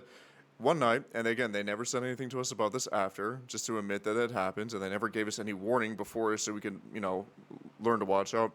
We literally had an ex-con, an escaped prisoner, run through our dormitory at 1 a.m. because he was running from the cops, and the cops are all around Campus looking for this guy. So they say you can't have visitors over, but they give you nothing at all to secure your dorm. You're not allowed to have any locks or anything else like that. And people can come and go as they please and steal whatever they want out of your dorm. And many times that did happen. People got stolen from all of the time, you know? Oh, yeah, students stole from each other all the time, too. Yeah. Yeah, that's insane. Let's see. Rooms are to be kept in order at all times. Dorm inspection begins at 8 a.m. each day, and curfew for dormitory students is 10:30 Monday through Saturday evenings and 10 p.m. on Sunday evening. Again, why though? Let's see. Exceptions when, yes. Special college sanctioned activities such as revivals or special meetings may constitute exceptions to curfew. So remember, it's exceptions when it's for us, but not for when it's for you. Mm-hmm. True for me, but not for thee. It's kind of a running gag that they had going on there. That's actually what I've just written down here. That happened a lot. Yep. Yeah. All interior lights must be out by 11:30 p.m. Students may not rise before 5 a.m. And like what? Students may not rise no later though than 7:30 a.m. Get these right, man. No. If you miss these, you're screwed. On school days, exceptions for unusual work conditions must be approved by the administration. Like, why do I have to prove when I sleep to you? I don't understand that. That's so weird. Because it's all about control. It's all about micromanaging your students because they were so afraid that someone was going to do something stupid and they just can't handle the thought of that. So they're trying to micromanage hundreds of students of when they can rise up and when they can go to bed. It was just a bunch of nonsense. Yeah, I mean, and get this one. On Sundays, students may rise by 8 a.m. Ladies may not be outside after dark unless in groups of 2 or more. Again, because they're saying that women, basically, if you walk outside at night, you're going to get raped. Yeah. Which I don't think they realize how rapes oftentimes happen. Rapes do not oftentimes happen randomly out in the middle of the street, but usually by a family member or somebody close to you within the church, things along that nature. Also, these things were forbidden. Forbidden. This is I literally had a file on my computer that I called contraband. I labeled it as contraband. Because you weren't allowed weapons, fireworks, DVD players, videos, television, headphones, or earbuds or pets. Video games containing inappropriate themes, behavior, language, or music are not permitted. Inappropriate is very vague there, but yeah, I had a whole file of contraband for all my stuff, movies and stuff I wasn't allowed. It's basically whatever they don't like. Yep. Recorded music in any format by a student or in a student's possession must be approved by the administration. Students may not shower or change clothing in another dormitory. Yeah, that's a bunch of nonsense because a lot of times our showers don't actually work at our dorm, so we'd have to go to a different dorm. Yeah. So yeah, Also, we why kind of can't had it get to. changed? Like if we're all gonna go play basketball or something, I can't go to your dorm where right next to the court and get changed in your. I don't class. know. It's silly. So students may not. Let's see. Students may not receive telephone calls or play radio, CDs, etc. between 11 p.m. and 7 a.m. Guess you don't get to play music to sleep to if you need it. Members of the opposite sex are not allowed to enter or loiter near a dormitory except for assigned work purposes or with permission. All I'm saying is take off your sandals for this is holy ground, apparently. You're not allowed to touch it. Forbidden. Students may not leave dormitories after curfew. Dude, okay, so there was actually, I had a taco rule for this. Yeah. I had an RA who was super cool, but I was like, hey, I'd be hungry at, studying midterms at 11 o'clock at night. I'm like, dude, I really could use a taco. And he'd be like, all right, dude, if you bring me a taco or a McChicken, I'll let you go out and grab one. I was like, yes! So I'd go out and grab him one and zip on back. It was great. I got away with a lot of murder. We are literally adults. Like, I want to just overemphasize that we're literally adults and we can't even go out at night to go get like food at night because we probably weren't able to make it to dinner because we were all working. And so with that too, you're not even allowed to go get food later on that night as well. See, it just drove me nuts. But at the same time, make friends with the security, or if you know when they're going to come by or when they're not going to come by, that's how you basically get around that. I pretty much had the shifts memorized. Yeah. So then I would be able to like slip on out if I needed. Again, it was like escaping prison. We're like noticing when the guards are going to pass by. It's like Shawshank Redemption. Another favorite part here is that it says that like we're not allowed to sunbathe, so we're not allowed to go tanning or sunbathe. And I think really what it is, I think they are prejudiced against tans. Yeah, vitamin D is of the devil. Of the devil. Sorry, my mic was trying to fall off the table there. Let's see what else I got. Um, 2.3 designated study periods. The period between 8:30 p.m. and 10:30 p.m. on Monday and Thursday is designated as a quiet time. Like again, for studying, why are you to dictate when I study? I'm an adult. Yeah. The best part about being an adult, the discipline of it, is learning how to balance your time. Mm-hmm. And there's been so many times, I was working so much throughout school that I wasn't home by 10:30 p.m. I was home later, and I still had homework that I had to do that night. So there's many times it was up into the wee hours of the morning, and I had to get that done. If I wasn't able to, or if I wasn't allowed to get that done, then I would have failed so many different classes based upon this rule. Yep. Let's see what else I got here. All dormitories. Okay. All dormitory students must sign in and out of the dorm each time they leave campus. I think they did away with that, but that was kind of ridiculous to they have in the first place. Yeah, like you can't just run to the gas station to grab some chips. Yeah. Ladies may only leave campus in groups of 3 or more. Again, do you know how hard that was on the girls, by the way? Yeah, you've got to coordinate that, honestly. Like, they were always hunting down, I need a third person, I just need to go to Walmart. Like, someone would be like, I need to get tampons or a pad even. Yeah. And they couldn't because they couldn't find a third. I'm like, that's just humiliating. Like, let them go grab stuff that they need. Why are we being sexist? It's absurd. Dormitory students going anywhere other than home during a scheduled break, such as Thanksgiving, must have approval by the administration. So I can't go to Florida or do my own thing. No, they have to know where you are at all times, no matter what. Dormitory students may not travel beyond a 50-mile radius without parental permission. I'm sorry, I do not need mommy and daddy's permission. I find that hilarious. So, by the way, this is funny. To me, whenever I read this stuff about parental permission if you're traveling and stuff, I'm like, my family's in Michigan. I'm in Tennessee. What do they care if I drive an hour away, 2 hours away from where I'm at? It makes no difference to them because they can't do anything. Yeah, a lot of times we go up to like Gatlinburg and Pigeon Forge and places like that, which I guess that was around the 50-mile radius. I'm not too sure, but like, again, we're adults. We're going to go travel and explore and see the area that we're going to school in, and I don't think there's any risk to that at all. And how do you even track that? Because we just go. That's with a lot of these rules. Like, how are you going to enforce all of these? Like, it's not. It just doesn't make any sense whatsoever. And it just seems like you're trying to inconvenience your students. And I mean, there'd be plenty of times you get in trouble and you're like, that was a rule? I don't know that's That happened all the time. Because there's too many to keep track of. Absolutely. You think the Israelites had it bad with 613 commandments. At least theirs were pretty consistent. You're really going to compare the two? Just saying. I mean, Moses is, I would rather live under Moses' law half the time than this, because at least I know where the lines are. Yeah. That's true. They would make it pretty plain. Well, that was the thing too. I feel like a lot of the faculty wouldn't even read a lot of this rule book, so they wouldn't even know what rules to enforce. So a lot of the times it just kind of was based upon what they felt that day. And remember that any of them can issue them, and and generally speaking, you are not allowed to argue with them because they're a quote unquote spiritual authority. Absolutely. I was told Sexton when I was there, he's like, the administration has chosen, the administration has said. I'm like, yeah, but that's not biblical, and that doesn't seem consistent with this. And then they would just yell at me. Then they're like, well, we're your spiritual authority. I'm like, you're my administration of education. The president here, who's my spiritual authority, quote unquote, doesn't even know my name. Like, see, I hated being told that too, because like I'm not doing anything that's unbiblical. I'm not breaking any of God's commandments, any of God's laws. I'm not displeasing God with my life or anything like that. It's basically anything that you don't like, and then you're kind of superseding that over the scripture and saying that's above the Bible, and we're going to enforce that upon you. This is one of the things that ticked me off actually when I read this. Any student dressed in work apparel must be on his way to or from work and must sit at the workers' table. Shame on you for having a job. We are separating you from the rest. It's very oddly communist, isn't it? You're going to sit at the workers' table. Yeah, you have the workers' class, and then you have everybody else. You pleb. Know your place in our society. Oh my goodness. I burned through those.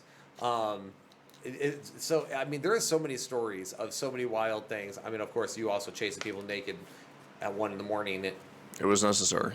It was necessary. I had to carry on the tradition, Well, I'm sure so many are thankful for that. It's a healthy fear needed to be instilled. But one thing that I kind of wanted to just kind of end on this note is that something that I wrote down here, that's something that really, I was just kind of thinking about this over and over again, because I didn't want to seem as if we were just complaining about the rules for the sake of complaining about the rules. That's not really what we're about. We're just kind of showing how ridiculous a lot of this was, and what we kind of had to go through as young men, and our wives and the people who are friends with, young men and young women who had to go through this. And a lot of the rules were not the same for each, and a lot of them had different arbitrary standards. But The thing that really stood out to me at Crown as a student, that many times at Crown, me and the rest of the students really had to beat into our heads that you will not embarrass Clarence Sexton, you will not tarnish, you will not ruin the reputation of Crown College. Over and over and over again, it was the reputation of Crown College beaten into our heads that this is the most important thing.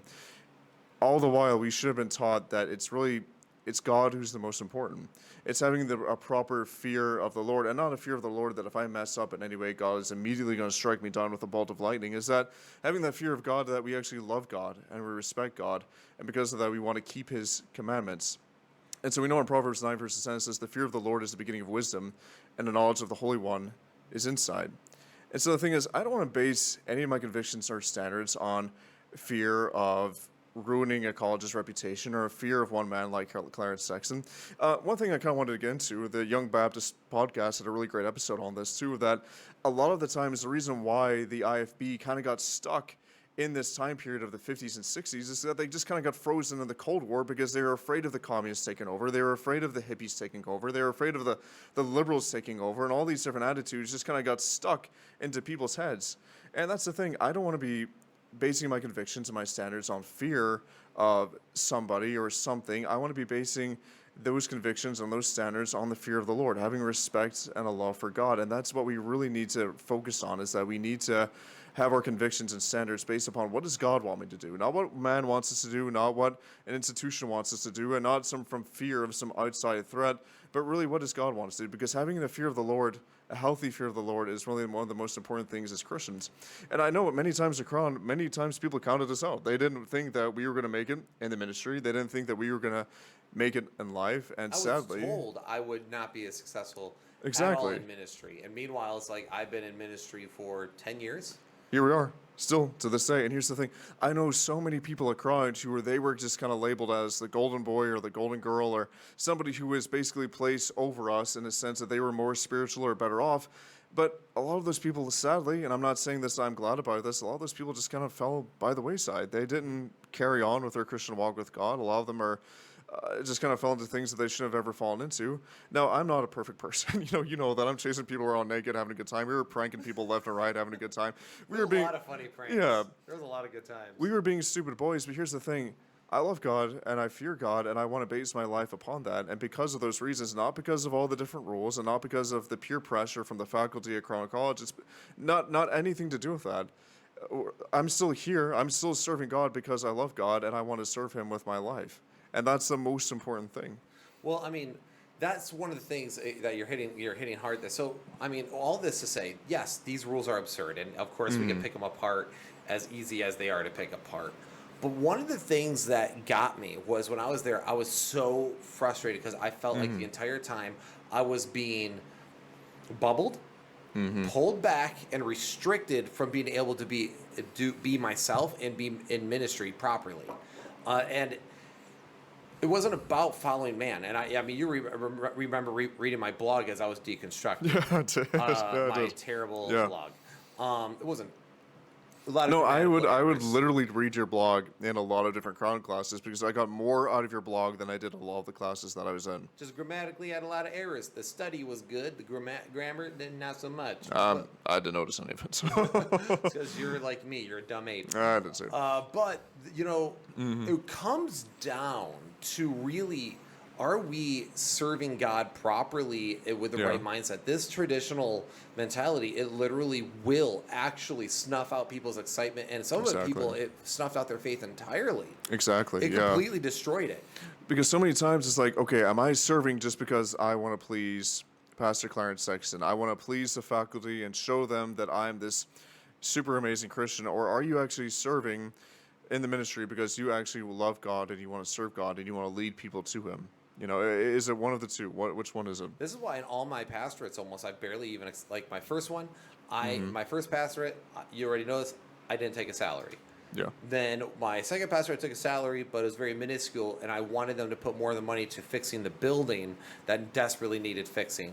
Now I am serving at Frontline, and there's talk about bringing me on staff. I already serve basically as the associate in many ways, and waiting for God's calling there.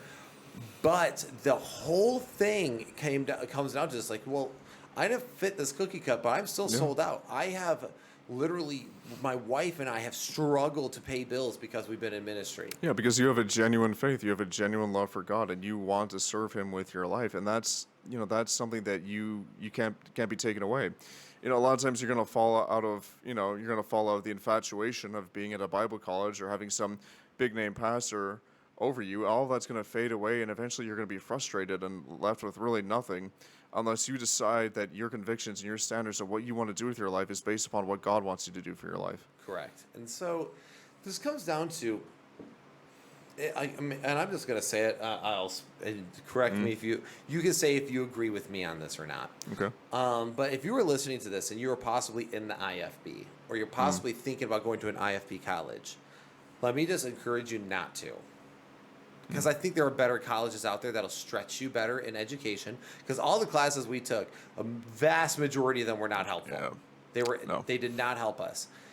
Go to a place that's going to equip you properly and then treat you like the adult that you're supposed to be to equip you properly. See, a lot of this stuff, and I had this so confused because I'm sure early 20s me would have problems with 30-year-old me. Which if by the way that doesn't happen at some point in your life, it most likely shows that you haven't matured or much at all.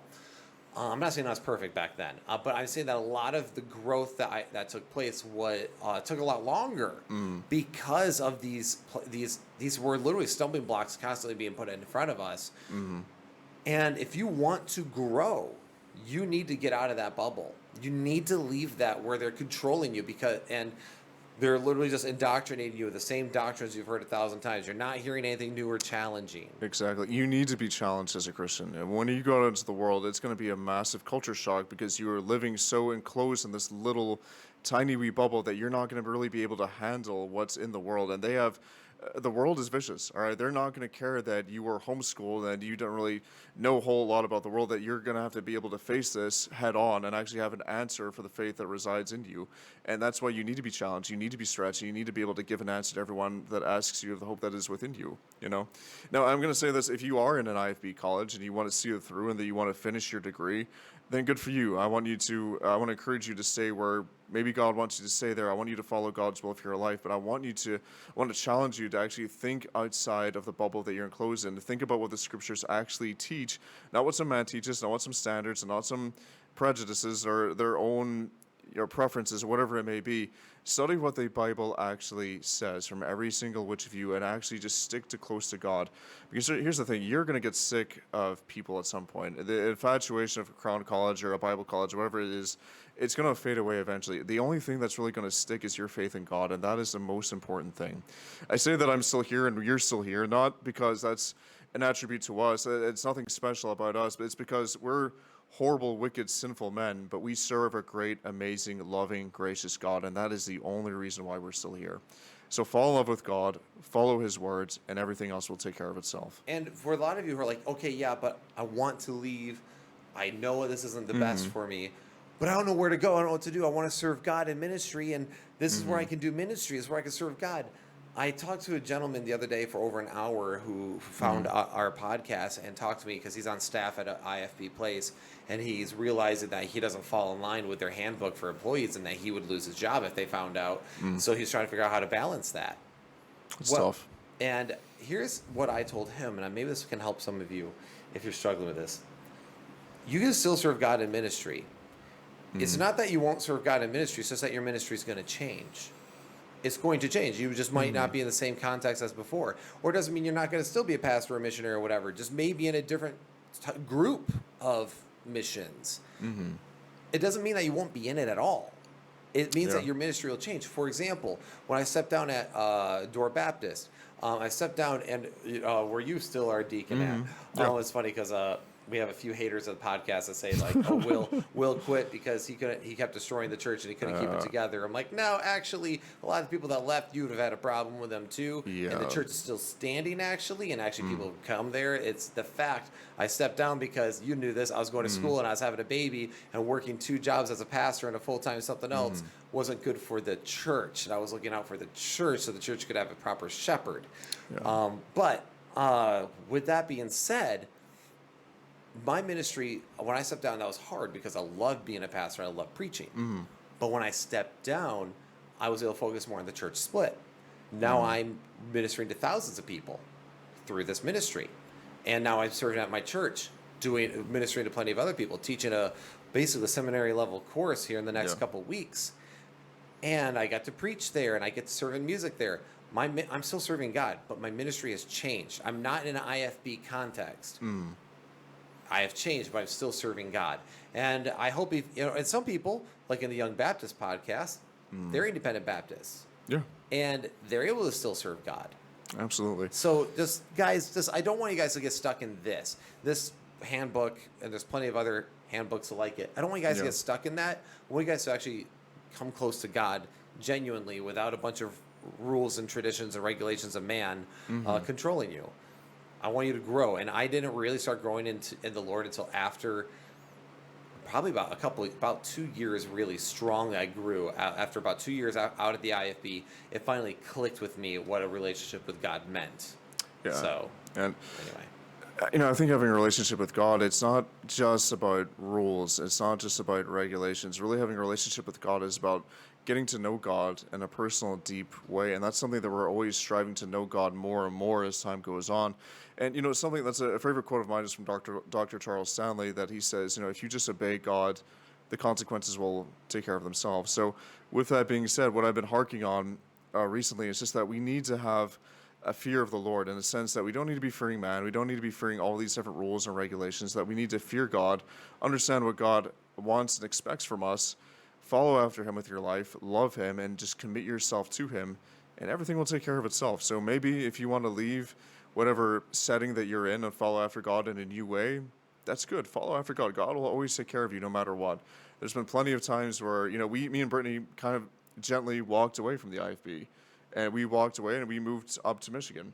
But it's one of the best decisions we ever made. And God has been taking care of us ever since. and it doesn't mean it's been easy either, because you guys, you we guys went have through a your own lot. frustrations. Absolutely. But at the same time, like, spiritually, breath of fresh air. And it's not just the IFB, okay? There's like Extreme Pentecostals and a lot of other groups that are like it.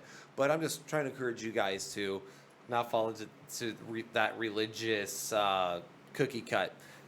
The cookie cut rarely ever works anyway. So, but anyway, is there anything else you wanted to say there, Andrew? I think that's about it. I think we covered it. Sweet. Yeah. Okay, guys. Well, hey, again, Andrew, thanks for being on. Absolutely, and anytime. sharing some of our war stories.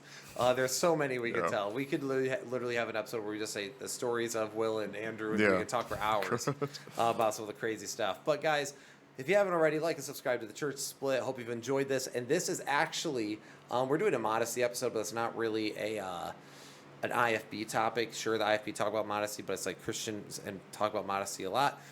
But outside of this episode, this is the last IFB-centered episode I'm going to have in a long time. Good. Okay. Because I am sick and tired of it. And guys, and honestly, for and way this is too not long. coming from a place of vitriol or anything like that.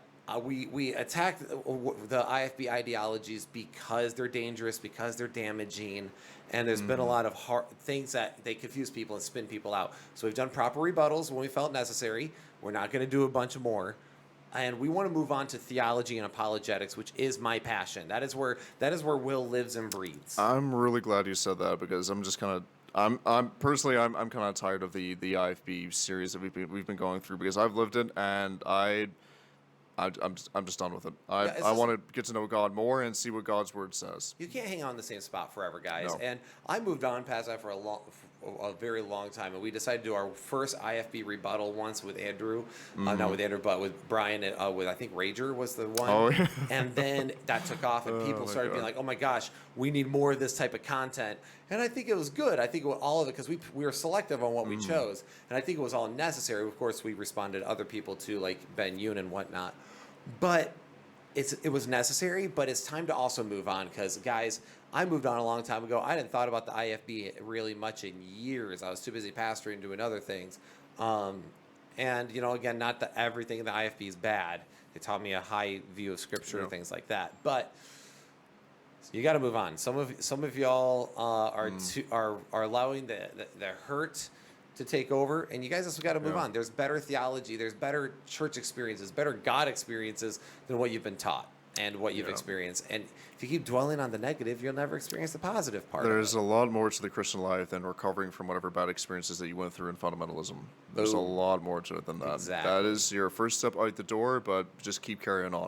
it. Exactly. So, anyway, guys, Mm-hmm. hope this episode was fun. Hope you guys enjoyed getting to know one of my other best friends, Andrew. You Absolutely. guys are very familiar with Brian, but I would absolutely love Andrew to be on here more, just because I think you'd add another Absolutely. dynamic. But Anytime. But Brian is definitely here for every episode here on out. But guys, thank you so much for tuning in, and don't forget to share this along with your friends. Tag Pastor Sexton in it. No, just Good. kidding. But Yeah. guys, you all take care. We'll see you next time on the next episode of the Church Split, and God bless.